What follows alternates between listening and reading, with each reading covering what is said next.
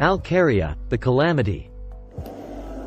بسم الله الرحمن الرحيم القارعة ما القارعة وما أدراك ما القارعة يوم يكون الناس كالفراش المبثوث وتكون الجبال كالعهن المنفوش فأما من ثقلت موازينه فهو في عيشة راضية وأما من خفت موازينه فأمه هاوية وما أدراك ما هي نار حامية. A day wherein mankind will be as thickly scattered moths, and the mountains will become as carded wool. Then, as for him whose scales are heavy, with good works, he will live a pleasant life. But as for him whose scales are light, a bereft and hungry one will be his mother. Ah, what will convey unto thee what she is? Raging fire. In Tafsir Surah Al-Qariah verses 1-11 we talk about the Day of Judgment. By using the word Al-Qariah, and the repetition of the word indicates the severity of that day that makes all humans confused.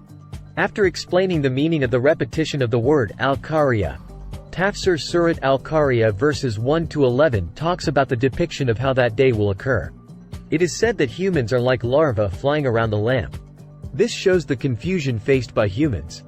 The mountains also flew around like cotton wool. In this chaotic situation there are only two groups.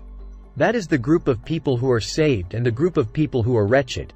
The survivors are those who believe and do good deeds while in the world, while the wretched are those who disbelieve and always do damage. In this verse, Allah mentions the word Al-Qariah, which is one of the names of the Day of Judgment, such as Al-Haqqa, As-Saqqa, At-Tama, and Al-Ghashiyah. The last day is also called Al-Qariah because it shakes the hearts of everyone due to its awesomeness. The word Al-Qariah is also used to refer to a great disaster. Verse 2. In this verse, Allah repeats the word Al-Qariah in the form of a question to call attention to it so that people understand because of the enormity of the events of the day of resurrection and the turmoil that makes the heart faint. So it is difficult to describe it precisely and difficult to know in fact. Verse 3. Allah repeats the word Al-Qariah is to describe the awesomeness of the Day of Judgment, as if there is nothing that can be used as an example for Al-Qariah. No matter how imaginative it may be, Al-Qariah is greater than that. Verse 4. Since it is very difficult to know the nature of Al-Qariah, in this verse Allah explains the time of its arrival. At that time, people will be like larvae flying around a lamp at night. This analogy is to describe the state of man who is confused and uncertain of his destination. People on that great day were scattered everywhere, confused, and did not know where to go, what to do, and what they were gathered there for.